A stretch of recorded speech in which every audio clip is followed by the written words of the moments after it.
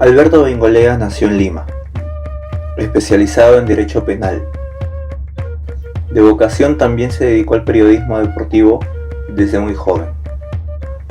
Cuando decidió postular al Congreso de la República por el Partido Popular Cristiano, renunció a las décadas de experiencia en el ámbito de los deportes. Fue electo congresista en el año 2011 y en el año 2017 fue elegido presidente del PPC. Postulante a la alcaldía de Lima en el año 2018, hoy es el candidato presidencial del Partido Popular Cristiano.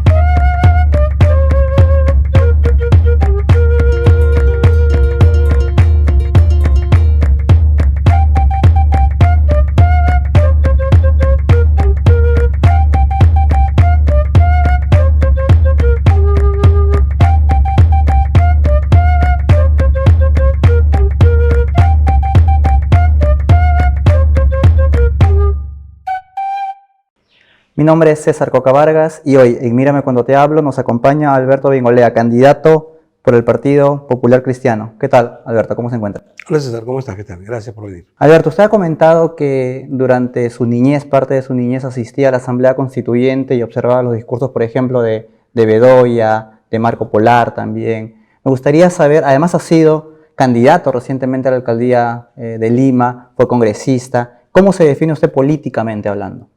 Yo soy social cristiano. Precisamente en aquel entonces, yo era muy chico y por una casualidad mi padre, mi papá me compró los útiles del colegio y yo era un ratoncito de biblioteca, confieso. Me encantaba cuando me llegaban los útiles, me los devoraba en los primeros días, ¿no? Sobre todo los libros de historia me gustaban mucho.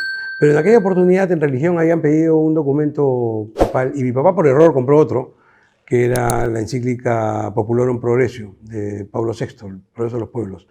Y me acuerdo que me fascinó, me la leí y dije, wow, este hombre la tiene clara, o sea, así debería organizarse el mundo. Y justo por ese entonces nos cae esta invitación para ir a la Asamblea Constituyente, fuimos con todo el salón, una actividad escolar, y quedé fascinado con Mario Polar. Tenía 15 años usted, ¿no? Menos, tenía 13, 12, 13. ¿No? 13, sí, 13. Tenía 13 para 14. Alaiza, Ramírez de Villar, Mario Polar, Luis Bedoya. Pero no solamente me fascinaron y me parecían los vencedores de la discusión, que en aquel entonces había ni me acuerdo qué, y no la debo haber entendido mucho tampoco, pero después poco a poco, ya conforme fui haciéndome interesado en la materia, me fui dando cuenta que ellos defendían las ideas que yo había leído en la Populorum Progressio y que no eran las únicas. Yo tenía un tío de ideas muy de izquierda, que comenzó a enterarse de mi interés y comenzó a tratar de persuadirme y terminamos combatiendo. Y bueno, ahí fue como comencé a darme cuenta que yo era un social cristiano, que existía el social cristianismo, que estas eran unas ideas que estaban trabajadas con mucha anticipación, que tenían un aterrizaje en el Perú, precisamente en el partido de esos señores, el PPC. Desde ahí comenzó. Alberto, desde Alaiza, Polar, Bedoya, ya en el siglo XXI, 2021, ¿qué ha cambiado el PPC? El PPC se conforma ahora de figuras un poco a veces también dispares. Por ejemplo, Pablo Secada en el ámbito ideológico hablando, como usted, por ejemplo. Usted ha dicho que el Partido Popular Cristiano no es un partido ni de derecha ni de izquierda, está en el centro. Dice que se coloca a la derecha de Mendoza y a la izquierda de Fujimori. Entonces, sí, me gustaría saber cómo define hoy el PPC, quiénes lo conforman. Ha dicho además que la mitad de militantes del PPC son jóvenes, menores de 30 años, por ejemplo. Entonces, ¿cuál es el panorama para que la gente conozca quiénes conforman el PPC, cómo es el PPC ahora? No sé si la mitad de militantes, porque tú sabes que hay una militancia muy antigua en el PPC, no creo que sea la mitad. Sí, la mitad de dirigentes, de eso te doy fe. Dirigentes. ¿No es cierto? O sea, digamos, quienes están en la batalla, quienes están en el día a día son jóvenes. ¿Y quiénes le integran? Gente que tiene un pensamiento social cristiano. Peruanos comprometidos con el Perú que tienen esta línea de pensamiento. La doctrina del PPC no ha cambiado un ápice y se sostiene. Que puede haber variantes sobre algún tema determinado, sí, como no, obviamente. La doctrina no es un cúmulo de verdades absolutas sobre las cuales no se mueve una piedra, no es así. La doctrina son un grupo de principios de los cuales todos somos conscientes y aceptamos: el respeto a la dignidad de la persona humana, la búsqueda del bien común, el principio de subsidiariedad, de supletoriedad, el destino universal de los bienes, la opción preferente por los pobres. Principios la solidaridad, por supuesto, que te reúnen y que dicen, ¿en estos principios estamos de acuerdo? Sí, sobre esto trabajamos. Llega un momento determinado para un aterrizaje determinado sobre una ley determinada, en donde tú dices, oye, en esto yo creo que tenemos que ser más hacia un lado o hacia el otro. Y ahí, por supuesto, que hay discrepancias como cualquier grupo humano. Pero eso no define al partido. El partido lo define su doctrina, sus principios, y en eso no hay diferencia hace 50 años. ¿No considera, Alberto, que es poco tiempo, 3, 4 meses, para que se cambie la concepción del PPC? Usted ha dicho que quiere trabajar para que el PPC sea conocido y llegue a tentar la presidencia teniéndolo usted en la cabeza. Históricamente el PPC ha hecho alianzas también. Reciente, en este siglo, ha hecho varias alianzas con Kuczynski, en su momento con Acción Popular, ahora recientemente en una frustrada alianza con César Acuña. ¿No considera que es poco tiempo para que se visibilice el partido? Bueno, yo tengo 3 años en la presidencia. He intentado hacerlo desde entonces. Primero nos presentamos una campaña municipal que creo en los términos de lo que esperábamos fue exitosa. Es decir, recolocó al PPC otra vez en el imaginario, por lo menos de los limeños. ¿No es cierto? Debo confesar que fue una arremetida limeña y en donde los limeños siguen diciendo hasta el día de hoy que las circunstancias pudieron ser distintas, ¿no es cierto? Si no hubiera sido por la fecha del debate, dicen todos, la cosa hubiera sido diferente. Y bueno, ves, todos asientan. Así que es verdad, o sea, pudimos haber ganado esas elecciones tranquilamente si hubiéramos debatido una semana antes. Así que no es tan ilógico lo que tú acabas de decir. Claro que se puede, ya acabamos de hacerlo. Luego hemos tenido una segunda intervención en donde una vez más terminé siendo el tercero o el cuarto más votado.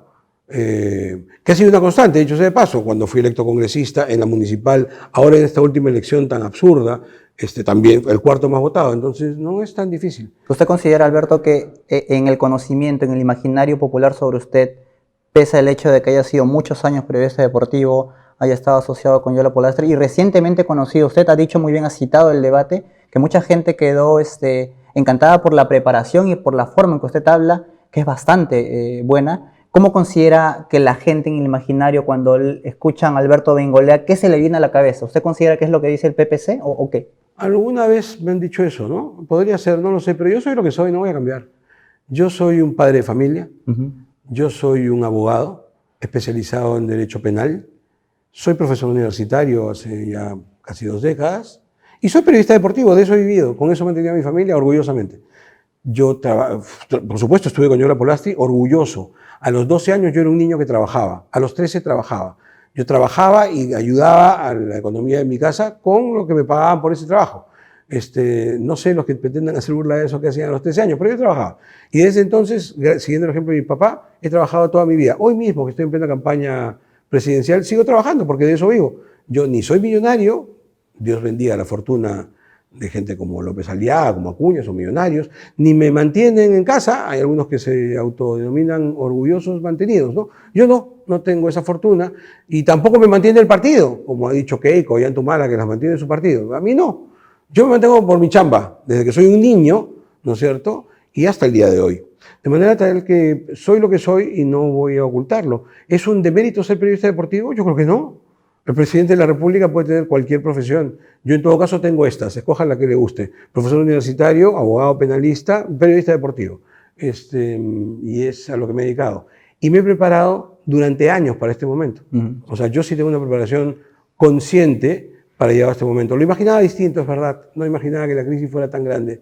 Pero tal vez sea por eso que tenemos tantos años de preparación, porque lo que Dios nos tenía reservado era una crisis así de grande y requiere una preparación fuerte. ¿Usted no habría renunciado si hubiera sido alcalde de Lima, como Forsyth? Renunciado de ninguna manera. Esa falta de compromiso yo no la entiendo. Tú no puedes ir a buscar el voto popular, ganarlo por méritos distintos a los que debieras, porque lo ideal es que gane alguien porque tiene los méritos intelectuales, académicos, políticos, no porque, en fin, no quisiera juzgar, pero cada uno sabe por qué ganó el señor la elección de la victoria. Ganó la elección de la victoria sin presentarse a un solo debate. O sea, eso debería ser terrible para el Perú, ¿no es cierto? Fue alcalde sin un solo debate. El día en que parecía que ya no le quedaba otra porque era el debate oficial, todos los candidatos se quedaron esperando, él no llegó y ganó. Entonces, es terrible. ¿Para qué? Para después abandonarlos. O sea, vete a la victoria hoy y dime qué encuentras en la victoria. Dime si la victoria es un distrito próspero, porque uno podría decir, mira, en un año cambié todo, no hizo nada. O sea, salvo de montar grandes shows mediáticos, de los que todos hemos sido testigos y que yo lamento, salvo el show, ¿qué quedó?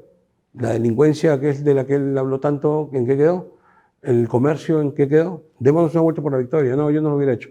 Yo honro mi palabra. Usted, Alberto, le ha dado al Partido Popular Cristiano más de la mitad de los votos recientemente cuando se postularon al Congreso en enero pasado. Usted ha dicho también que no quiere hablar de problemas del PPC de la interna, que los habla dentro de los entes competentes. Pero ¿qué problema de cara para el electorado podría mencionar? ¿Cómo podríamos mejorar? ¿Qué cosa encuentra que el PPC debería mejorar de cara a tener una imagen, digamos, diferente de la que se tiene? Bueno, tenemos que hacer una autocrítica general, ¿no? Yo creo que en esto lo hemos fregado todos, ¿no? O sea, el Perú es lo que es por culpa de todos. Y en ese sentido, todos los que han estado haciendo política tienen que asumir su responsabilidad. Algunos porque fueron corruptos, otros porque fueron incompetentes y otros porque no tuvimos la fuerza probablemente para convencer al electorado y dar una pelea más ardua. El PPC no está en este Congreso, no estuvo en el anterior tampoco. Entonces, tal vez esa es nuestra responsabilidad. Debimos hacer algo mejor para estar e impedir este Congreso impresentable que hoy tenemos. Cuando estuvimos en el Congreso, hasta hace unos años, creo que era notable lo que hacían los congresistas del PPC. Poquitos, pero se notaban. Era una notable minoría la del PPC, ¿no es cierto? Es decir, siempre había una palabra ahí de sensatez, de tranquilidad, de orden. Cuando la cosa parecía que se desordenaba, aparecía una palabra, aparecía un Javier Bedoya que se ponía de pie a hacer uso de la palabra y el Congreso entero se callaba la boca para escuchar lo que él tenía que decir. Eso hoy día no lo tenemos porque no está el PPC. Entonces, a una autocrítica, debimos haber tenido mayor capacidad electoral para dar la pelea que teníamos que darla desde donde debíamos darla. Hoy tenemos algunas alcaldías en donde damos la pauta. Hoy día mis alcaldes están poniendo plantas de oxígeno que no puede hacerlo el gobierno. O sea, la excelencia de la gente del PPC se sigue notando. Hace poquito nada más, cuando el Perú no lo creía, nosotros le encargaron a un PPCista hacer los Juegos Panamericanos y eso terminó siendo los mejores Juegos Panamericanos de la historia. Estoy hablando de Carlos Neuhaus, quien tuvo de segundo a Alberto Valenzuela, otro PPCista, que por supuesto con todo el permiso correspondiente del partido fueron a servir a la patria y lo hicieron como lo hace la gente del PPC. Las poquitas veces que hemos recibido el encargo, mira, la última vez que tuvimos un gran encargo fue hace más de medio siglo. Nos dieron la alcaldía de Lima. Hasta hoy se sigue diciendo que fue el mejor alcalde de la historia, Luis Bedoya Reyes. Entonces, eso somos. ¿Debimos tener más capacidad electoral para seducir al votante? Sí, probablemente. Pero tenemos que cambiar en nuestro fondo, en nuestra esencia, de ninguna manera. Seguimos siendo los mismos. A la luz de los hechos, Alberto, ya se ha descubierto la catadura moral de Vizcarra. Usted ha dicho, amparado en su formación de Derecho, que tanto la disolución del Congreso como la vacancia de Vizcarra fueron actos constitucionales. Ha sostenido de que en ambos casos, o bueno, la primera no, en el primer caso no, en el segundo caso sí. Amparado estrictamente en términos constitucionales. Sí, señor. Si hablamos en términos políticos, a usted entiendo que no le pareció correcta la salida de Vizcarra, sí, en términos políticos. ¿No cree que eso puede ser perjudicial para su imagen? Es decir, en el ámbito popular, usted dice no va a cambiar y no va a ceder, va a decir que fue un golpe de Estado el que hizo Vizcarra a pesar de que la gente en su momento lo apoyó y no fue inconstitucional la salida de Vizcarra, es decir, a la luz de la imagen popular. Voy en contra de la corriente. Así es, o sea... Bueno, está bien, defiendo mis ideas. Y a pesar de que eso le cueste... Sí, si lo que hay que hacer para ganar elecciones es cambiar como una veleta de opinión según lo que digan las encuestas o la gente, para eso tienen a Vizcarra. ¿Qué piensa de Merino? Para eso tienen a Vizcarra, ya está. Ese es Vizcarra. Vizcarra va a decir exactamente lo que tú quieras escuchar. Yo no. Yo voy a decir lo que mi formación y mi conciencia me digan que es lo correcto. Voy a escuchar a la gente siempre, siempre. Yo de congresista lo que mejor hice fue representar. Recorrí el Perú entero para escuchar a la gente. Por supuesto siempre, pero a la hora de tomar decisiones yo voy a decidir en función a lo que me parece correcto, lo justo. Oiga, no por las puras porque me las pestañas estudiando, o sea, sí puedo decir cosas que tengo que decir y si eso cuesta, pues tendrá que costar, pero no voy a andar haciendo exactamente lo que han hecho los políticos que han destruido este país, que es cambiar de opinión simplemente por conveniencia y por lo que diga la mayoría, de ninguna manera. En los casos que tú has citado, las cosas fueron clarísimas. Yo creo que era políticamente inconveniente esa vacancia, pero jurídicamente se ajustó a la realidad.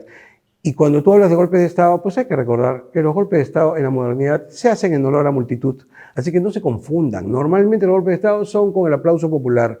El último golpe de Estado que hubo en el Perú fue el de Fujimori, ante el aplauso multitudinario de los peruanos, que después se arrepintieron. Pero en el momento en que se produce, Venezuela sufre lo que sufre porque el golpe de Chávez, o sea, la arremetida chavista fue masiva y multitudinaria. O sea, normalmente la gente está a favor, después se arrepienten. Entonces, no voy a cambiar de Y opinión. en esa línea, ¿qué piensa de Merino? Que fue una persona que tomó decisiones equivocadas, que una vez que estuvo en el poder no supo manejar, claramente no sabía qué hacer. Había un chiste popular que corrió por las redes, que tú debes haberlo visto, que decía que, bueno, ya llegué, estoy muy contento, ¿y ahora qué hago? ¿No? Es que eso graficó exactamente lo que fue el corto mandato de Merino, ¿no es cierto? No tenía idea de qué cosa hacer, o sea, fue patético.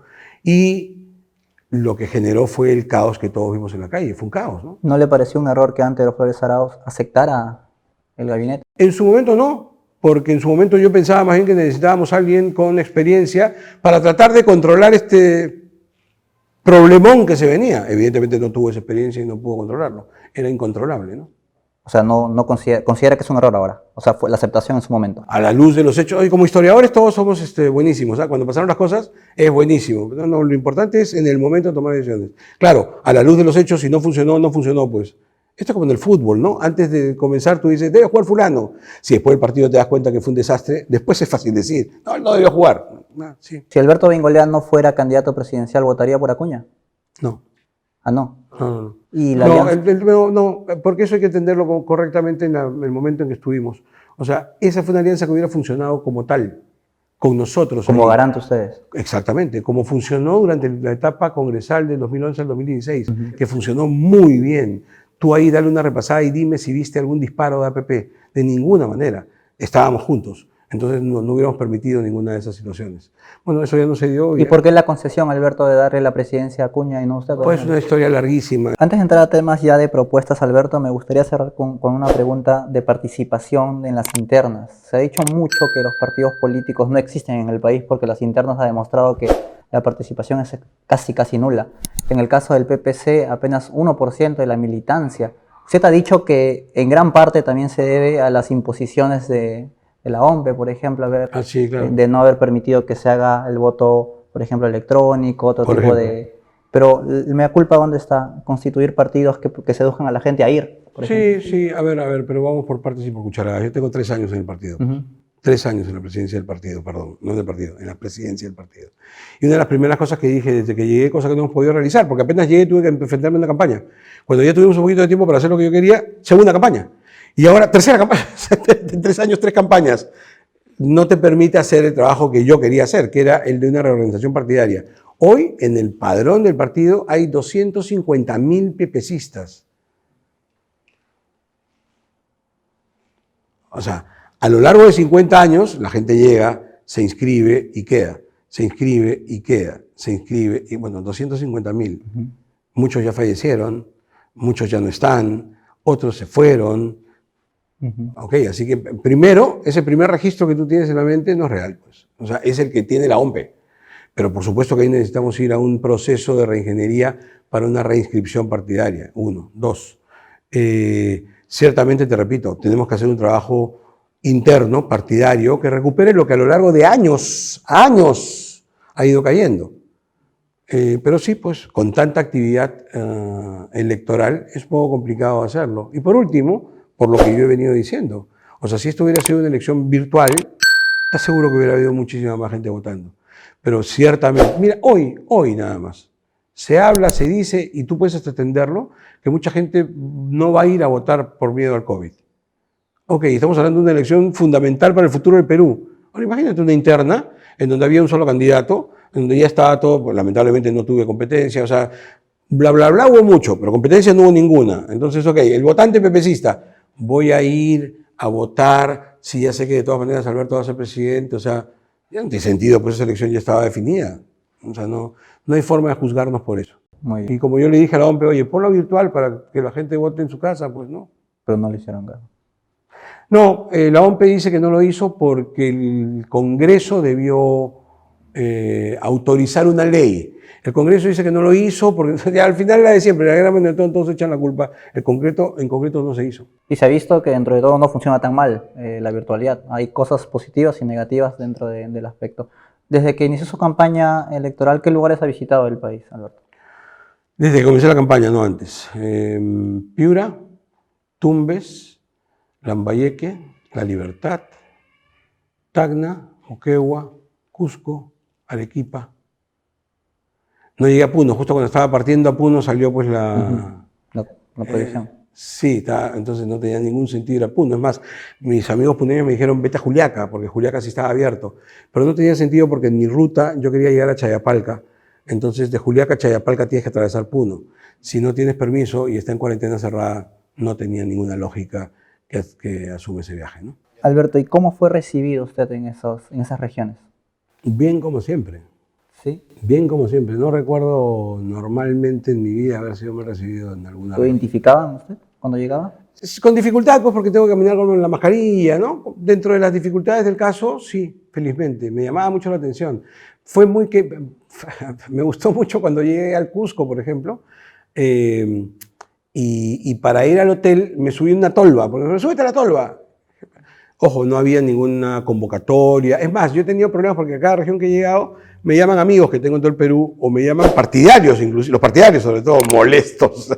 Aprovecho, molestos. Pero Alberto, ¿cómo es posible? No nos han convocado. O sea, no es que no te han convocado a ti, hermano, no han convocado a nadie, porque estamos en una pandemia. O sea, esa no es la razón de mi viaje. Yo estoy viajando porque lo que estoy haciendo es grabar contenidos para enseñarle al Perú a través de la vía virtual y de los medios de comunicación qué es lo que vamos a hacer. Pero no estoy viajando a hacer reuniones. Dicho esto, he subido la tolva 2 veces, una vez en Cusco y otra vez en Chiclayo. La de Chiclayo fue fantástica, pero la de Cusco me gustó mucho porque yo estaba, te repito, entonces simplemente arriba, como quien muestra como una propaganda virtual, ya que no tengo plata para propaganda, dicho sea de paso, ¿de dónde saca plata Verónica Mendoza? O George Forsyth. Porque la plata de Acuña y la de López Aliaga ya la sabemos, son millonarios, pero yo estoy recorriendo el país. La propaganda de Forsyth, la propaganda de Verónica, ahí hay más de 1 millón, o sea, hay un montón. ¿De dónde? Bueno, yo no tengo para esos cartelitos, entonces aproveché y me subí a la tolva con un cartel viviente, y me gustó mucho porque se me acercó corriendo un cusqueño, que me pareció un gesto, que no se moleste la gente de Garcilaso, pero fue un lindo gesto, se me acercó y me dijo, Alberto, de la gente del Cienciano, ¿no? Me dio un alcohol, que lo he tenido todo el sur, con los motivos de Cienciano del Cusco, con quien tengo el mayor de los cariños y una historia compartida, ¿no? Una historia de éxito compartida. Entonces, eso es una cosa, por ejemplo, que me da tanto cariño cada vez que voy a Cusco con toda la gente del burro, ¿no? Pero ya, sí, básicamente eso, con cariño en todas partes. Usted ha mencionado, Alberto, que el cambio de constitución es un engañamuchachos, la propuesta, en sentido. Entiendo en términos, digamos, efectivos que una constitución no va a cambiar el país. Exacto. La gente cambia el país. A eso me refiero con el muchacho, exactamente a eso. Pero en términos, digamos, históricos, a usted que también le gusta la historia, ¿no cree que considerar un cambio de constitución también sería cambiar una parte de la historia del país tan nefasta como los años de Fujimori? No, yo creo que no. Y yo creo que no por varias razones. Solamente agrego, Alberto, que usted dijo que está enamorado de la Constitución del 79. Es verdad. Entonces. Pero a ver, pues, es que no puede ser que nosotros querramos siempre hacer pataletas por lo que nos gusta y lo demás está todo mal. O sea, sobre todo en ciencias sociales, es bien importante conocer al otro y saber que tienes que llegar a consensos. No puede ser exactamente lo que quieras. Yo soy un enamorado de la Constitución del 79, es verdad. Pero eso no me va a llevar a mí a decir, el 93 no sirve, porque sí sirve. O sea, en verdad sí sirve. Y si vamos a estar cada cierto tiempo, te propongo el siguiente ejercicio. Si fuesen así las cosas, yo gano las elecciones. Entonces digo, a mí me gusta la Constitución del 79. Listo, la ponemos vigente. En 5 años, Dios no quiera, Keiko gana las elecciones. A ella le gustará la Constitución del 93 y la volverá a poner. Dios no quiera, 10 años después, Verónica Mendoza, Dios no quiera, gana las elecciones. Nos pondrá una Constitución bolivariana al estilo Chávez. O sea, no puede ser, pues, esto no es una constitución a gusto del cliente. La constitución es un proyecto nacional que tiene aspiración de vigencia larga, que no puede concretarse si no le damos la vigencia larga. Los países desarrollados tienen una constitución en su historia. 2, nosotros tenemos 12, que te habla otra vez del subdesarrollo político del Perú. Entonces, ¿de qué se trata? Se trata de sostener en el tiempo la constitución y esta que tenemos hoy es una de las más longevas de la historia del Perú. Me parece que es la segunda más larga. Entonces, vamos a permitir que crezca y vamos a hacer las enmiendas que haya que hacerlo. O sea, yo sí creo que hay que hacer enmiendas constitucionales. Si tú me preguntas eso, yo creo que hay que hacer cambios en algunos artículos de la Constitución, pero no cambiar la Constitución. Y mucho menos, y a eso es a lo que me refiero, venir con el San Benito, el que engaña muchachos, que es una cantaleta de la izquierda internacional que les ha funcionado en todas partes y que ahora la están trayendo acá al Perú, decir cambio de constitución, haciendo creer, y esa es mi disputa, en el imaginario popular, que cambio de constitución significa ya, todo va a ser una maravilla porque cambiamos la constitución. ¿Así? Pregúntenle a los venezolanos que están acá. ¿Ah, sí? ¿En serio? O sea, están hundiendo a América Latina con esa cantaleta. Yo me pongo a ella, creo que es un engaño. Muchacho, creo que sirve. Ojalá fuese cierto que sirviera para lo que tú has preguntado.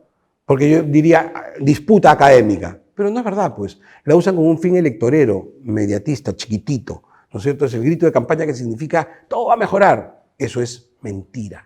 A pesar, Alberto, de que ya se ha propuesto que solamente la izquierda no defiende ese cambio. Lo defiende, por ejemplo, alguien como Guzmán. Sí, a Guzmán yo lo considero dentro de la izquierda, ¿no? Centro-izquierda, pero izquierda al final muy confundido y en fin, Guzmán no es precisamente un referente en cómo deben hacerse las cosas. Mira su gobierno ahora. O sea, patalearon porque querían ser gobierno. Hicieron todo lo que tienen para ser gobierno. Ok, ya son gobierno. O sea, ¿en verdad es un referente de algo? Este gobierno es un desastre, tiene 3 meses y mira todo lo que ha ocurrido. Alberto, hablando de cambios puntuales en la Constitución, se debate también mucho el rol del Estado en la economía, por ejemplo. El Estado que recrea la Constitución del año 93 lo coloca en un rol subsidiario.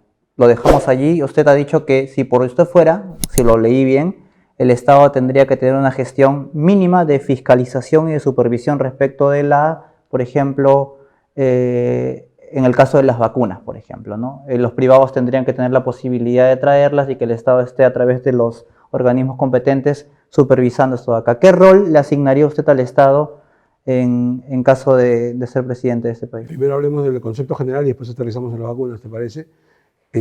No me parece una intervención mínima el fiscalizar y el reglamentar. O sea, me parece una condición bien importante. Y es más, mi crítica al Estado en estos últimos 30 años es que sí ha tenido una función mínima, contraria a lo que manda la Constitución. La Constitución 93 no dice que el Estado deba mirar desde el costado. La Constitución 93 le da al Estado un rol tutor muy importante, que es el rol que le asigna la economía social de mercado al Estado. La economía social de mercado, acuérdate, es un proyecto económico que hacemos suyo, los socialcristianos del mundo entero, a partir del éxito de la Alemania de la posguerra. ¿No es cierto? Era un desastre Alemania, Konrad Adenauer llega al poder, con él llega Müller-Armath, llega Erhard al Ministerio de Economía y cambian en poquito tiempo Alemania aplicando la economía social de mercado, que no era otra cosa que la unión de los principios ordoliberales con la antropología cristiana. Después esto va a formar parte del acervo y de la propuesta del socialcristianismo. Básicamente, ¿qué es lo que dice? Para no marearnos, y yo espero que esto no sea muy complicado, pero nos dice lo siguiente: necesitamos todo el mercado que sea posible, porque el mercado es el generador de riqueza. El Estado no genera riqueza. El Estado, al contrario, gasta y termina administrando pobreza. Esa es la realidad de casi todos los regímenes colectivistas comunistas del mundo. Terminan administrando pobreza, salvo que, como los frescos de los chinos, digan somos comunistas pero hagan una economía de mercado. ¿Pero por qué? Porque descubrieron que es el mercado el que genera riqueza. Entonces, ¿qué necesitamos? Todo el mercado que sea posible. Pero, como apuntaron bien los ordoliberales hace ya casi 100 años, el problema del mercado libre es que termina matando la libertad. A ver, es muy sencillo. En una libre competencia uno gana y conforme va ganando viene el elemento egoísta del que hablaba Adam Smith, ¿no es cierto? Y ese elemento egoísta termina comiéndose al pequeño, hasta el extremo de eliminar la competencia. Mira, por ejemplo, a López Aliaga, que se autodomina un liberal. En su ejercicio profesional, ¿no es cierto? Él logra capturar el tema del transporte a Machu Picchu, entonces tiene Perú Rail, entonces genera un monopolio que al final, para que no complicarle, hace una empresa al costado, hace un oligopolio y ya está. Es dueño absoluto del mercado, mató la libertad. Un liberal que mata la libertad en su ejercicio. Entonces los socialistas decimos, eso está mal. ¿Cómo evitamos eso? Lo decían los otros liberales y ahí vino la antropología cristiana para dotar esto de contenido doctrinal, de contenido moral, solidaridad. El Estado no está pintado. El Estado tiene que intervenir. ¿Cuál es el rol del Estado entonces? Primero que nada, reglamentar. O sea, establecer cuáles son las reglas para que funcione ese ejercicio del mercado. Esas reglas las pone el Estado, no las pone el particular. Segundo, fiscalizar. Ver efectivamente que esas reglas se cumplan, porque si se cumplan esas reglas evitamos el abuso. No solamente es evitar el monopolio o el oligopolio, es también velar por el derecho de los trabajadores. Y tercero, si no se cumple, intervenir en toda la gama que ese concepto significa, desde multar arreglar, reconvenir, intervenir. Por ejemplo, la Constitución peruana, cosa que los amigos de izquierda nunca dicen, cuando habla de la propiedad privada, no dice que sea absoluta. La propiedad privada se ejerce en función al interés social y no es absoluta, puede ser privada de su propiedad cualquier persona si es que hay un interés nacional más importante. Entonces, claro que se puede intervenir. Distinto es que el Estado no lo haya hecho. Entonces ahí la crítica no es a la Constitución, no es a la ley, es a este Estado incompetente que hemos tenido los últimos 30 años, que ha sido, ese sí, un Estado liberal, incluido el de Ollanta, ¿no es cierto? Es una tragedia. O sea, es bien gracioso porque la izquierda votó por todos ellos. ¿Quién votó por Fujimori? La izquierda. ¿Quién cumplió a Toledo? La izquierda. ¿Quién gobernó con Ollanta? La izquierda. ¿Quién llevó a PPK al poder? La izquierda. Y después, claro, renegaron de todos, pero lo cierto es que fueron gobiernos liberales y en algunos casos ultraliberales que parecían aplicar la Constitución de Chile, no la del Perú. Por eso yo sostengo, no nos dejemos engañar, el problema no es la Constitución del Perú. Con esta Constitución se puede hacer muchísimo. El reclamo de los agricultores de Ica, por ejemplo, hace poco, ¿era justo? Recontra justo. Entonces falló la Constitución. No, mentira, falló el Estado. ¿Dónde estaba SUNAFIL? ¿Dónde estaba el Ministerio de Trabajo? ¿Dónde estaba el Estado que tenía que velar por el derecho de esos trabajadores, que tenía que haberle cortado de raíz la vida de las services, que son las que generaron todo este conflicto? ¿Dónde estaba? No estaba. ¿La Constitución lo impedía? No, la Constitución le decía que intervenga, pero el Estado no intervino. Entonces, no engañemos a la gente. No es cambio de Constitución, es cambio de gobierno. Es alguien que tenga las ideas claras para saber qué hacer y que, y este es un principio social cristiano, en todos estos conflictos se ponga siempre del lado del débil. Opción preferente por los más necesitados. Es uno de los principios clásicos del socialcristianismo. Quedó el tema pendiente de las vacunas, Alberto. Perdón. Aterrizando en el tema de las vacunas. Sí, en este mismo concepto, la salud, que es una de las tareas que se le encarga al Estado, ¿no es cierto? La salud. Tú puedes velar por ella, todo bien. Pero si no puedes velar por ella, ¿qué es lo que estamos viendo hoy? Ha pasado un año y vemos claramente que no ha podido ocurrir. Mira, te voy a poner varios ejemplos para que me entiendas con el tema de salud. Yo estaba en Cusco y de repente me llaman y me dicen, Alberto, era un viernes, y me dicen, Alberto, el Loaiza acaba de decir, el director de Loaiza acaba de decir que no va a haber oxígeno hasta el lunes. Era un viernes. El Loaiza es el símbolo de la salud en Lima. O sea, sin oxígeno, ¿sabes lo que eso significa, no? O sea, la traducción de eso era, va a haber no sé cuántos muertos de aquí al lunes. Oye, reaccionen, Estado reaccione. Ahí fue que puse el Twitter de que el Estado debía pedirle a las mineras y me saltó encima todo el mundo. Me dijeron, desde ignorante, porque el oxígeno de las mineras no sirve. Y claro que sirve, si lo respiras. O sea, el oxígeno es el que tú respiras, ¿no es cierto? Ok, es verdad, hubo una norma que dio el ministro Ugarte hace años, cuando fue ministro la vez pasada, que fue fatal, pidiendo una pureza de 99% para el oxígeno, que es una tontería. Pues el oxígeno, el estándar internacional es el 93%, que es el que producen las mineras. Para los mineros de socavón, no, los mineros de socavón tienen otro sistema, es aire que se les insufla desde fuera, pero tienen el oxígeno precisamente para emergencias, lo tienen, pueden ayudar. Dicho sea de paso, son las que más han ayudado a las mineras en este tema de oxígeno. Pero en ese entonces me decían, no se puede, claro que se puede. Al día siguiente, para que veas cómo es, me llegó una carta que había enviado Respira Perú, que es este esfuerzo de la Sociedad Nacional de Industrias con la Iglesia y con una universidad limeña, en San Ignacio de Loyola, que había llegado a un arreglo, un convenio con Buenaventura. Había una planta de oxígeno en Ollón, no en Tangamandapio, en Ollón, para que se la den al Loaiza de inmediato. Lo único que se pedía en esa carta al Ministerio de Defensa es que proporcione los camiones o el transporte pesado para traer la planta. O sea, por lo menos eso le pidió el gobierno, o sea, reaccionen. No se hacía, se criticaba más bien, ¿cómo podés decir que la mina? Oye, la mina está pidiendo que le transporten. Ahorita mismo, ¿no es verdad que el ministro ayer o anteayer ha anunciado un arreglo con la Sauder? ¿Cuánto tiempo tuvo que pasar por ese arreglo? O sea, esa incapacidad absoluta, que en la primera ola nos muramos por falta de oxígeno, se entiende. En Ecuador también ocurría. En esta segunda ola Ecuador tiene que parar los oxígenos. Porque previó. ¿Qué hizo el gobierno morado? Tiene 3 meses en el poder el gobierno morado. 3 meses. Mira, siendo torpe, necesita 60 días para traer una planta de oxígeno. Siendo malo, ¿ah? O sea, si llegaron al poder, lo primero que tendría que haber hecho Sagasti de presidente es decir, a ver, ¿cuáles son los acontecimientos de los últimos días? La gente ha salido masivamente a la calle. Ha habido protestas callejeras, la multitud en la calle. Va a haber segunda ola. Vamos a preverlo. Así como convocamos a la gente a que salga a la calle, ahora preocupémonos por la salud de esa gente, pues vamos a preverlo. ¿Cuál es el problema? Oxígeno. Tráigase oxígeno. No movieron un dedo. Recién ahora con la crisis están poniéndose las pilas. Entonces, discúlpame, hay una incompetencia gigantesca de parte del Estado. Frente a esa incompetencia, ahora nos dice el ministro, primero dijo que los privados podían traer vacunas, después dijo, ya no. Yo solamente te pregunto, pregúntale por favor a una persona que esté en una cama UCI, que esté ahorita con problemas de coronavirus, que esté pensando que se va a morir, pregúntale si está de acuerdo con el ministro de que espérate que el Estado va a traer las vacunas. ¿Cuándo? La vida de la gente está por encima de todo. Frente a estas circunstancias, claro que yo digo que hay que abrir las puertas y que todos traigan vacunas. Necesitamos vacunas. Hoy en el Perú no hay vacunas. Y el proceso de vacunación tenemos que hacerlo abriendo las puertas también, con la colaboración de las Fuerzas Armadas, de la Iglesia, del sector privado. O sea, fíjate todo el laberinto que hicieron para 300.000 vacunas. Las administraron re mal, ¿no es cierto? Imagínate cuando tengamos 60 o 70 millones, ¿qué es lo que necesitamos para vacunarnos todos? ¿Cómo va a ser eso? Entonces, claro que digo, ante esa situación, otra vez volvemos al concepto de la economía social del mercado, tiene que intervenir el mercado. O sea, es indispensable que abramos las puertas, primero para tener vacunas y luego para vacunar. La izquierda dice lo contrario, precisamente en una cuestión, ciertamente, en mi opinión, a veces inconcebible, porque demanda que la vacuna no sea, digamos, comercializada por privados, pero evidentemente si no hay vacunas no se puede hacer nada en todo caso. Alberto, se menciona... Pero eso es un discurso habitual de la izquierda, si te das cuenta. Siempre hablan, hay que repartir. Ya, ¿qué vas a repartir?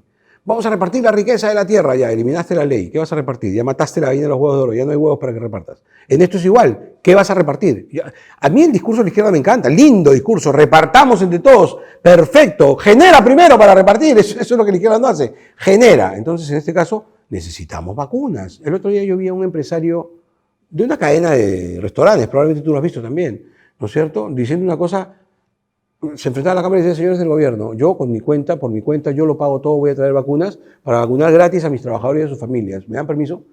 ¿Cómo le dices que no a eso? Ok, cuando se muera el familiar de alguno de los trabajadores de este señor, ¿qué le dices, tu gobierno? Mira, te pudieron vacunar, pero en verdad yo no quise porque a mí me parece muy importante que... Estamos hablando de vidas humanas.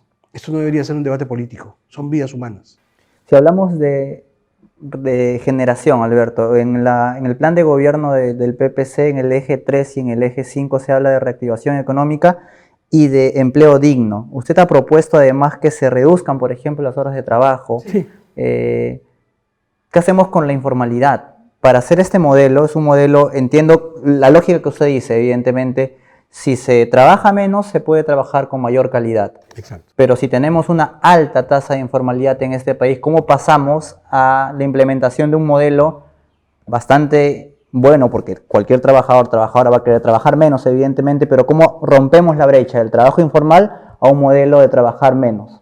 A ver, es que no están necesariamente conectados, estamos hablando de dos cosas distintas. El tema de la informalidad hacia la formalidad no se resuelve con más o menos horas de trabajo. Se resuelve de otra manera. Pero entonces estaría destinada esta propuesta a un sector pequeñito. No, está destinado a todo el sector.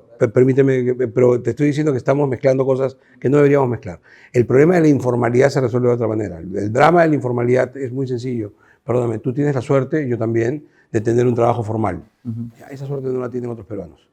Y me parece absurdo que los sigamos mirando como enemigos. Yo me acuerdo de las imágenes de Forsyth con su cel, con su chaleco antibalas, corriendo atrás de los informales, mientras los criminales de verdad estaban comiendo canchita en la esquina muertos de risa viendo el show, ¿no es cierto? O sea, ya pues, no son enemigos, son peruanos, que se esfuerzan por vivir, que tienen que llevarle pan a su casa. O sea, ¿cómo no vas a estar del lado de ellos? Este es un Estado incompetente para generar oportunidades laborales, la gente se lo inventa, pues. La gente se lo inventa porque sale adelante. Qué bueno, lo malo sería que se dediquen a la delincuencia, que algunos lo hacen. ¿No es cierto? Entonces, ¿qué tiene que hacer el Estado? Generar opciones de trabajo. O sea, la informalidad no se combate con una ley ni con una obligación, se combate generando opciones más atractivas. ¿Qué cosas se ha hecho hasta ahora contra la informalidad? Se dice, tienes que formalizarte. Ok, entonces, porque si te formalizas, el discurso de Hernando que me parece tan lindo, si te formalizas vas a poder tener créditos. Ya, cuñado. A ver, dime si de verdad las pymes que están formalizadas tienen créditos en el Perú. O sea, ya, no, o sea, otra vez un discurso fofo, sin contenido. ¿Cuál es la realidad? ¿Qué hace informal si tú logras convencerlo que entre en la formalidad después de una larga tramitología que le cuesta plata, ¿no es cierto? Después de un problema complicadísimo, cuando termina, ¿qué es lo primero que va a pasar? Ya, eres formal, acá está mi RUC, listo, ya está. ahora paga impuestos. Entonces, perdóname, ponte en los zapatos de esa persona. No entras a la formalidad, pues, ¿cuál es la ventaja? A ver, ¿y qué gano? No gano nada, mejor sigo acá nomás, estoy mejor. Voy a darle más pan a mis hijos, que es finalmente lo importante. Entonces, ese no es el modelo, esa no es la fórmula. La fórmula es generar suficientes puestos laborales formales que te den buen trabajo y que te hagan decir si tienes donde trabajar. El plan no se resuelve mañana, nadie crea que eso mañana se arregla, es un plan a mediano y largo plazo. En el plan de largo plazo entra el tema educativo, que es el que nosotros proponemos, que es en donde queremos potenciar los institutos tecnológicos. Ese es todo otro rollo, ¿no es cierto? Pero hoy día el 25% de la masa laboral peruana requiere estudios tecnológicos y en el Perú no tenemos suficientes institutos tecnológicos. Hay que hacerlos para asegurarle al joven peruano estudios y trabajo por 20 o 30 años. ¿Dónde hay que hacer los institutos tecnológicos? En los lugares donde están los proyectos de inversión. Yo siempre pongo este ejemplo porque me acaba de pasar. Acabo de estar en Echarate, que es el lugar del DAS de Camisea, en la convención en Cusco, y los jóvenes de Echarate me decían, doctor, me decían, están contratando argentinos. Y yo decía, ¿por qué están contratando argentinos? Porque no sé. Entonces, claro, después averigüé, lógico, el proyecto necesita técnicos en hidrocarburos. ¿En el Perú los tenemos? No, los consiguieron en Argentina. Pregunta, si sabemos que se necesitan, ¿por qué no ponemos un instituto tecnológico de la materia en la convención para que los jóvenes de esa región que no saben qué hacer de su vida estudien y tengan 20 años de trabajo seguro y bien pagado? Ya, esas son las soluciones inteligentes que nosotros planteamos. Eso, por cierto, tú dirás, ¿es a largo plazo? Sí, pues es a largo plazo. A más corto plazo, a más mediano plazo, la generación de puestos de trabajo. ¿Dónde? En un montón de lugares, permíteme enumerar. Primero, en la minería. Como una tarea previa. Cuando tú visitas el Perú, ¿sabes qué es lo primero que encuentras? Cualquier lugar que bajes a hablar de economía, ¿sabes cuál es la primera demanda económica? El proyecto está frustrado. En el Perú está lleno de proyectos de inversión frustrados, trabados, que no avanzan por pura disidencia, por puro problema político. Esos hay que destrabarlos. Si destrabásemos esos proyectos, todos los peruanos tendríamos trabajo. Esa es la dimensión de puestos de trabajo que tenemos frustrados en el Perú. Bastaría con eso. Vamos a destrabarlo todo y ¡brum!, vas a tener miles de puestos de trabajo. Ahora, yendo y aterrizando en la materia. Minería, actividad milenaria del pueblo peruano, una actividad pre-inca que a lo largo de miles de años convivió con la agricultura bien en el país. Los estándares de defensa del medio ambiente de Perú son muy altos, son superiores a los internacionales. Si un proyecto minero cumple con esos estándares, tiene que ir, porque significa miles de puestos de trabajo para los peruanos. Pero ¿quién va a garantizar que no haya contaminación? El Estado, volvemos a la conversación anterior. El Estado que tiene que hacer su trabajo. Yo me ofrezco de garantía. Y aquí voy a utilizar un argumento, si quieres, religioso. Yo soy un hombre de fe, yo soy cristiano. Soy cristiano y creo que la naturaleza es un regalo de Dios. Sentiría terrible el permitir que la naturaleza se contamine. En términos religiosos, para que me entiendan los creyentes como yo, eso es un pecado. ¿Ok? No lo voy a permitir de ninguna manera. El Estado tiene que cumplir su rol, pero el proyecto tiene que salir adelante. Agricultura, en dos vertientes. La más importante desde la óptica que estamos viendo de producción de puestos de trabajo, la agroexportación. No se trata de eliminarla. Hace 20 años la agroexportación llegó y se puso al costado de la minería y han sido los dos sostenes de la economía peruana. ¿Cómo es posible? La gente izquierda lo único que hace es liquidarlas. O sea, le pega.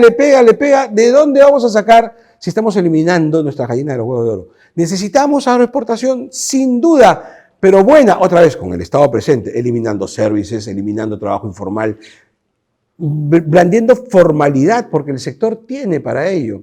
Te digo más, como un paréntesis a un tema que podemos tratar después, de allí saqué en el Perú la idea de menos horas de trabajo, de un proyecto que hay en Piura que está funcionando estupendamente. Pero además, nosotros hemos identificado 4 sectores que te los enumeraré para no serlo tan largo, en donde creo que tenemos que poner mucha potencia y en donde necesitamos, ahí sí, yo siempre digo que no hace falta leyes, acá sí necesitamos leyes para hacer leyes de promoción en esos sectores, porque creemos que pueden generar, tienen una gran potencialidad para generar miles de puestos de trabajo rápido. La acuicultura, para comenzar. El turismo, no requiere mucha explicación, ¿no es cierto? La construcción, solo levantando el 50% del nivel de construcciones de vivienda social, solo con eso generaríamos 500.000 de puestos de trabajo nuevos, solo con eso. El sector forestal. Oye, tenemos en el Perú unos bosques, o sea, Dios es peruano, no tengo duda, mira los bosques que tenemos. Lo que pasa es que cuando hablamos de bosques en el Perú es para hablar de tal ilegal, o sea, porque no tenemos ninguna política de explotación de los bosques peruanos. Chile, que tiene muchísimo menos que nosotros, produce muchísimo más que nosotros, porque tiene una política diseñada. Nosotros necesitamos orientar toda una política de desarrollo de ese sector. Identificando estos sectores, no quiere decir que sean los únicos, pero allí queremos poner el punche, porque ahí vamos a generar rápidamente muchos puestos de trabajo. Y ahora aterrizo en tu pregunta. Si generamos todos estos puestos de trabajo, evidentemente vas a tener una baja en la informalidad, porque ya no va a haber necesidad de que seas informal. Yo he sido taxista. Yo he sido cuartelero en un hotel, yo he chambeado de todo, ¿no? Yo he limpiado baños, cuartos, yo he hecho de todo. Pero cuando hacía un trabajo informal, como por ejemplo el taxi, ¿lo hacía porque quería?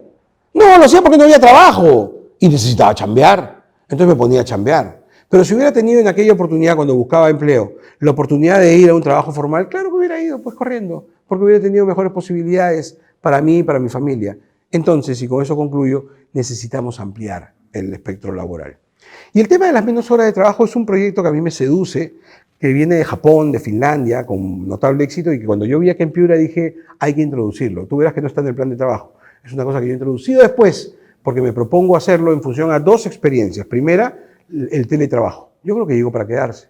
O sea, qué bueno que haya teletrabajo, que te permita chambear en tu casa. Mira, el cuento de las 8 horas, que no tiene por qué significar eficiencia laboral, al contrario, andas aburrido. Te demoras 1 hora para llegar a tu chamba, te demoras 1 hora para regresar a tu chamba, 1 hora más de almuerzo en el medio, 8 más 3, 11, ponle 1 hora. Es medio día de tu vida dedicada al trabajo. ¿En qué momento te dedicas a la familia, a tus hijos? Cuando yo estoy hablando de que necesitamos recuperar valores, que los padres y madres de familia tienen que hacerse cargo de sus hijos, ¿en qué tiempo? Hay que recuperar ese tiempo. El teletrabajo es una opción. Y la otra que he propuesto, sí, para obreros, por ejemplo, es buscar una menor cantidad de horas de trabajo a cuenta de una mayor productividad, que es el ejemplo que vi y que está ocurriendo en Piura con notable éxito. Los campesinos terminan su trabajo en mucho menos tiempo, lo hacen muy bien y tienen más tiempo para su casa. Alberto, mencionaba la importancia de la educación. En términos educativos, yo le he escuchado propuestas que en el caso particular mío me parecen interesantes. Por ejemplo, internados rurales, Sí, claro. viviendas para el magisterio, para que no se trasladen. ¿Qué hacemos con la educación? ¿Qué hacemos con el déficit, por ejemplo, de profesores y profesoras de calidad? Concretamente, porque las propuestas que va explicando hasta ahora son propuestas en las que cualquier peruano o peruana va a estar de acuerdo. Yo creo, en principio, si las escuchamos, venga de quien venga, no le pongamos a Alberto Bengolea, ¿dónde hay que firmar? La pregunta es, ahora en términos educativos, me voy a guardar una pregunta al final sobre lo que usted mencionó, pero en términos educativos, ¿cómo hacemos, por un lado, para mejorar el nivel académico del magisterio? ¿Cómo haríamos para mejorar el déficit también de infraestructura? Entiendo que esta es una propuesta interesante de los internados. A ver, el tema de los internados y de la vivienda para el maestro rural tienen un solo objetivo, acabar con los profesores de miércoles, que es el problema central de la educación rural, que es la que genera las grandes diferencias con la urbana. No es otra cosa que falta de tiempo. Es decir, si tú tienes un profesor que tiene que partir desde la ciudad, cubrir largas distancias para llegar después de mucho tiempo, o sea, el famoso profesor de miércoles, ¿no? Recién el miércoles comienza clases, no hay forma que esos alumnos tengan igualdad de oportunidades con los que han estudiado en la zona urbana. ¿Cómo lo resuelves? Dándoles las horas necesarias. Por eso son dos proyectos, uno el de la vivienda y otro el del internado, que es un proyecto que va a tener que comenzar como un piloto a ver cómo funciona. O sea, en la teoría funciona lindo. Yo quiero verlo en la práctica, así que requiere un piloto primero, ¿no es cierto? Ok, lo he conversado además, hace unos días estuve con los profesores de Calca viendo algunos de los problemas precisamente de la ruralidad que me interesaban y he salido muy nutrido con respecto a esas cosas, ¿no? Por eso es que yo cuando hablo de educación lo primero que hablo es hablar de interconectividad, porque es no conocer la realidad del Perú. Acá tenemos suerte de tener internet. Viaja un poquito nomás y te das cuenta que no hay internet. Entonces es triste ver que un alumno recibe una laptop o una tablet y no tiene internet. ¿Para qué se la diste? O sea, no tiene sentido. Eso es lo primero. Pero ya.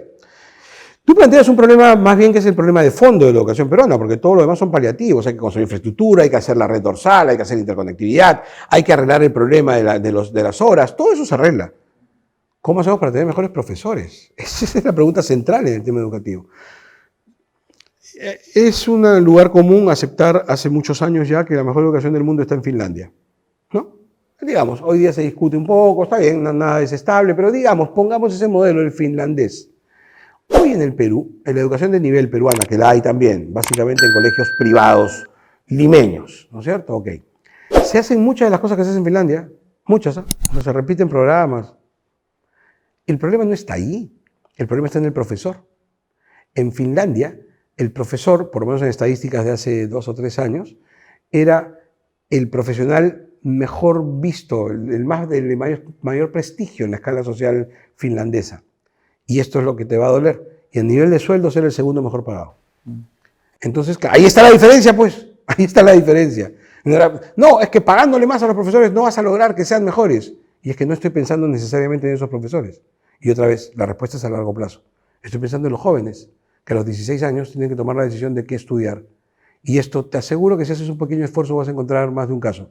Yo conozco muchos casos. Yo, como sabes, soy padre de familia, tengo 8 hijos, conozco a todos los amigos de mis hijos. O sea, tengo años hablando con jóvenes, soy profesor universitario hace 20, creo, así que conozco el tema. Conozco un montón de chicos brillantes, con vocación para ser profesores, que no estudian la carrera porque dicen, ya, ¿y quién me mantiene? Y terminan estudiando Derecho o cualquier otra carrera tradicional en lugar de dedicarse a ser profesor. Entonces, la solución, discúlpame, no hay varitas mágicas. La solución aquí es a largo plazo. Cuando yo hablo de subir drásticamente el sueldo de los profesores, no estoy pensando en estos profesores, estoy pensando en los que van a venir después.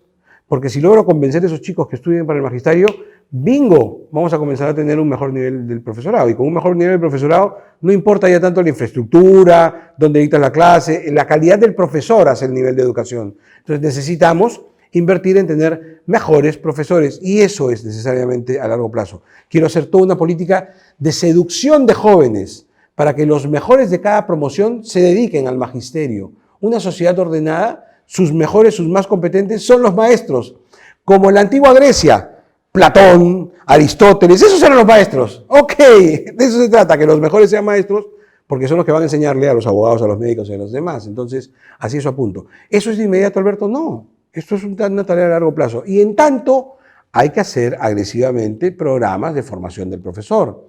Por ejemplo, en algunas materias inclusivas. Se habla mucho de la educación de personas con discapacidad. Y se habla ahora de la inclusión. ¿De qué inclusión estás hablando? Si no solamente faltan, con lo que es evidente, accesos, rampas o facilidades para hacer un mundo inclusivo, sino además capacitación al profesor. O sea, no se trata de poner en el aula a un alumno que tenga alguna discapacidad sensorial o alguna discapacidad motora o inclusive mental. No se trata de ponerlo en el aula al lado se trata de tener un profesor capacitado para que ponerlo al aula efectivamente integre y no genere más bien una brecha mayor. Eso es una tarea que es urgente hacer, además por un tema humanitario de inmediato en el gobierno. Tareas de formación del profesor. Pero ya adelanté la respuesta, con eso no está cerrando el problema inmediato. El problema se arregla a mediano y a largo plazo. Hace algunos días, Alberto Hernando... Perdón, solamente para interrumpir. Y con un atajo que a mí me encantaría ver en el colegio peruano. Permitir que los más notables de la sociedad puedan dictar clase. Antiguamente, Luis Alberto Sánchez dictaba clases en el colegio público peruano. Luis Bedoya Reyes dictaba clases en el Leoncio Prado, en el Guadalupe, Porras Barnechea, Basadre, todos eran profesores de aula, de colegio, eran profesores. Hoy no, porque la ley dice que solamente los que estudian en el magisterio. Ya pues, abre la puerta, que hay un montón de gente brillante en el Perú que podría sumar un montón, nosotros si estuvieran una hora de su vida, dictando clase en algún salón de la educación pública peruana. Ese es un atajo que yo quiero aplicar de inmediato. Le quería comentar, Alberto, que hace unos días Hernando de Soto presentó a lo que él llama su gabinete, en caso de ser electo. Usted menciona una serie de propuestas, le comento, interesantes. ¿Tiene el equipo para hacerlo? ¿Tiene la gente que lleve a cabo los cambios que el país requiere? Sí. Sin lugar a dudas. Sí. ¿Podría? Ahora, no voy a decirte los nombres. Ninguno, pero ¿tiene ya me parece poco serio. PPcistas? Sí y no. Algunos son PPcistas, otros no lo son. Pero son, digamos, simpatizantes, expertos en la materia, que es la gente que necesitamos. O sea, a ver, yo creo que en el PPC tenemos gente notable. Temprano te hablaba de Carlos Neuhaus, por poner un ejemplo, de Alberto Valenzuela, gente notable. Te puedo hablar de Julio Velarde, que es responsable de que la moneda peruana haya estado estable en los últimos años. Los jóvenes no tienen idea de lo que es la inflación, pero pregúntenle a sus papás y a sus abuelos lo que es la inflación Y qué importante es poder vivir en un país en donde el sol vale algo cuando te vas a dormir y vale lo mismo cuando te levantas. O sea, eso es importantísimo. Eso lo logró Julio Velarde, otro PPCista. Así que tenemos gente brillante en el PPC. Pero vamos, tampoco es hay gente que nos falta. Y esa gente es llamada de otros lugares y que vienen con el mayor de los gustos y que por supuesto los tenemos, ¿no? Particularmente el equipo de Mírame Cuando Te Hablo le agradece la aceptación de la entrevista, Alberto, porque hemos tenido ya un conjunto de entrevistas a varios candidatos.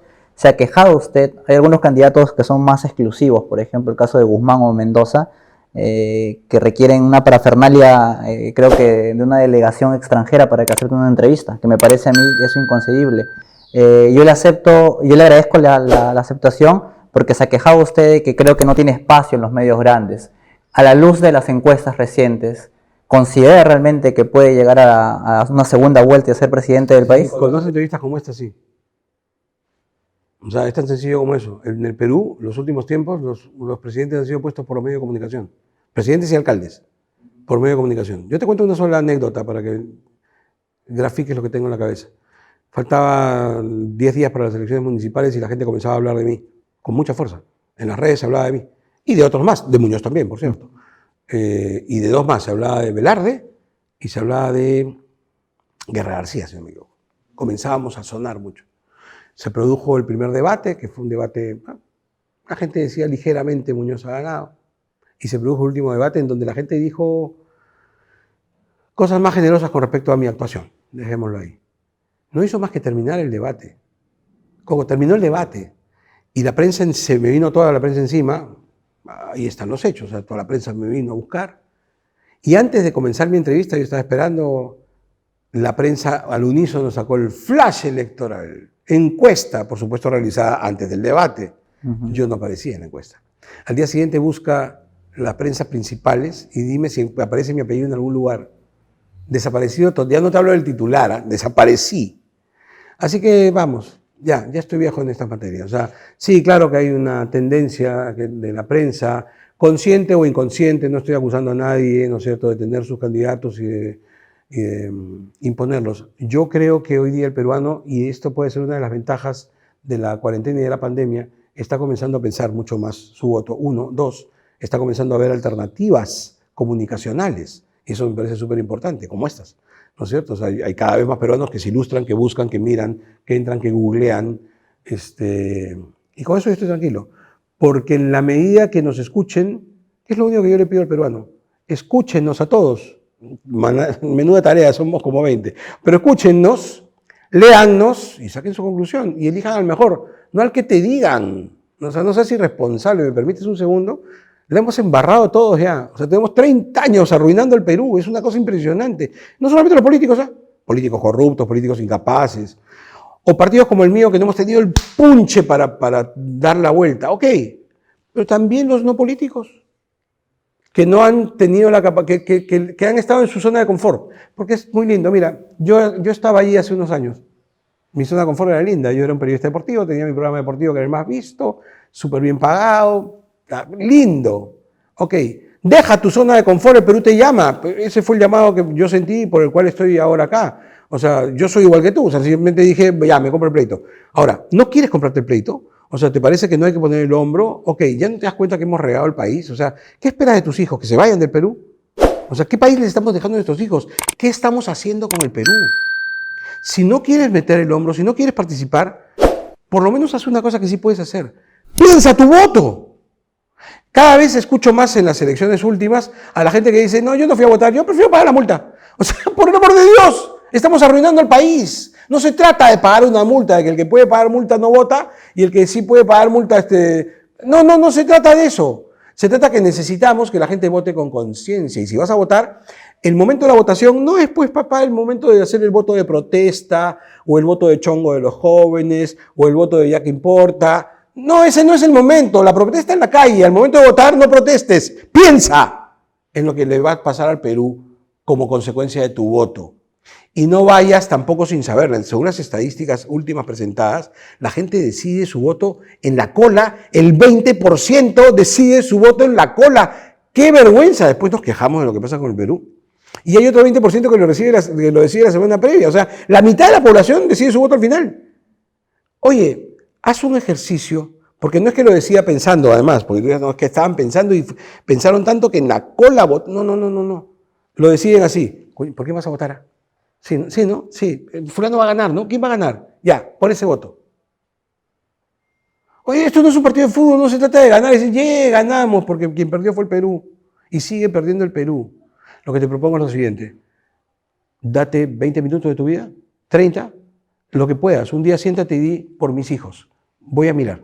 Y de verdad estudia las posibilidades, estudia los candidatos, estudia sus propuestas, estudia su pasado. Deja de votar por el nuevo. En el Perú siempre hemos votado por el nuevo, ¿no?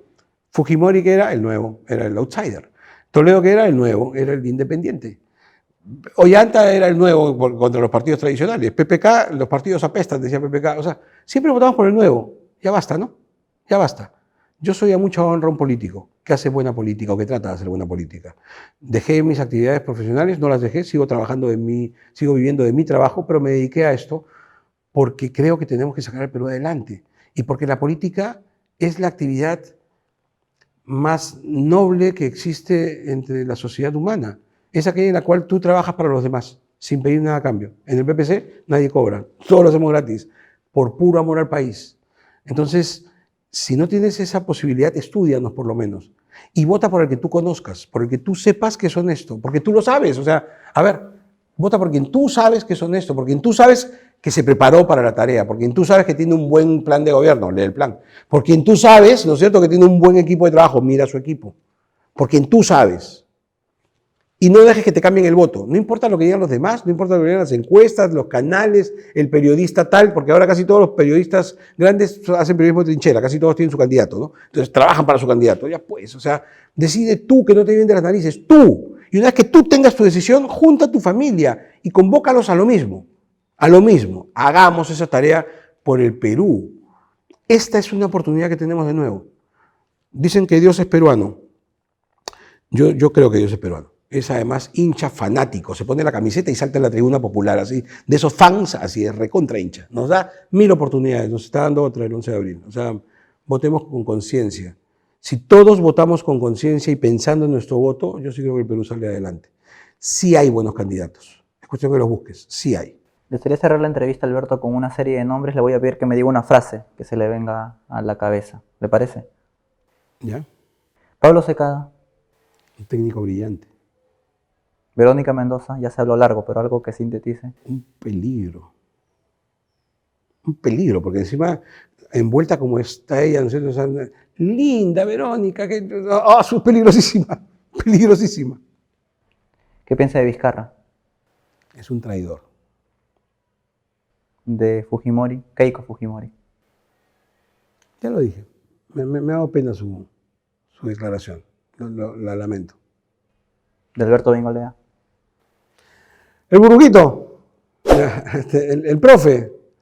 Alberto Bengolea es una persona como tú, como yo, que cuando fue niño estuvo en televisión, que cuando fue grande se dedica a los jóvenes enseñando todos los días, que se siente feliz en la clase. Por eso soy el profe para la mayoría de los chicos, que creyó que había que hacer política y que se metió a trabajar por el Perú, que es un padre de familia feliz, que estoy orgulloso de mis hijos, de mis 4 nietos, esperando la nieta con ansias, no llega y creo que no va a llegar en un tiempo más. Ahí se plantaron. Tengo 4 galifardos, ¿no es cierto? Que corretean y... No, pero son lindos. Nada, ¿qué te puedo decir, Alberto Bengolea? Es simplemente un peruano como tú, como yo, el mismo chico de Barranco que caminaba por las calles de Barranco, que crecía con una guitarra en la mano y con una pelota de fútbol en el pie, que era pata de todos, que acabó en la televisión y que se hizo profesional. Eso es. Y que ahora, con la mayor humildad, viene a pedirte el voto, porque queremos cambiar el Perú, con la absoluta conciencia que si no lo hacemos juntos no lo vamos a poder, y que necesito que lo hagamos juntos. Alberto, pregunta última. De no llegar a la presidencia, entiendo de que esto pasa por instituciones partidarias, en el caso suyo el PPC, ¿tendría el deseo de tentarlo otra vez? Hablo de deseo. ¿O esa es la última vez que veremos a candidato Bengolea? Es la primera y la última seguramente, ¿no? Nunca debes decir nunca, ¿no? Así que me estás haciendo decir algo de lo que de repente después me arrepiento y me van a sacar el video. Mira, tú dijiste. Pero, digamos, en mi línea de vida estoy prestando un servicio importante. Entonces, déjame centrarme en el ahora. El ahora es hoy me siento con la fuerza suficiente, tengo 56 años, creo que tengo la edad exacta, en donde todavía tengo la potencia suficiente y ya la sabiduría necesaria, digamos, la experiencia necesaria para derramarla y verterla en un trabajo como este, ¿no? Después, ya no sé, es este el momento en donde siento que se nos necesita. Yo te decía temprano que para este momento me he preparado durante años. Y cuando me pongo a pensar y digo, no lo soñé así, lo soñé distinto, ¿no? Un Perú con más posibilidades, ¿no? Y digo, no, tal vez por eso es que me preparé tanto. Tal vez ese era el destino que me tenía deparado Dios, prepararme para este momento difícil, especialmente difícil. Así que este es el momento. Muy bien. Mi nombre es César Coca Vargas y nos acompañó en Mírame cuando te hablo, Alberto Bengolea. Gracias, Alberto. Gracias a ti.